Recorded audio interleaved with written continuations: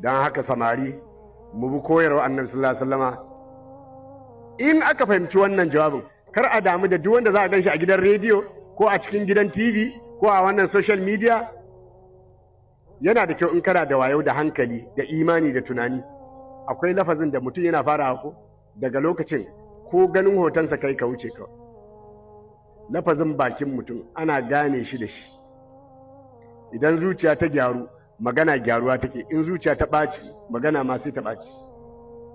Shi ne sai ka ga mutum ana cewa malami malami, sai ga yana rikida kamar hawainiya.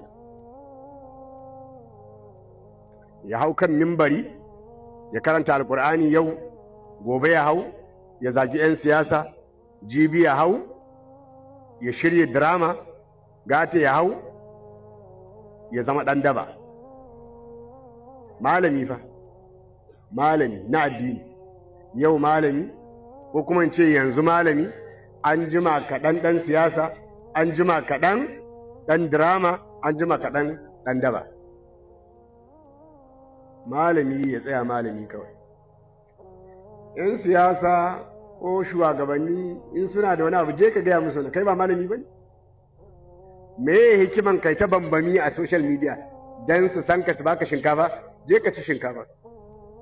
Gubar da ta kashe su ita za ta kashe ka. Shugabanni da ake gani kake sha'awarsu ko addu'a ake musu, duk shugaba abin tausayi ne, ba wani abin sha'awa ba ne a wurin sufaye. Za ka gan shi babba ko gidan shi babba, motar shi babba, rigar shi mai kyau. Duk haramun ne.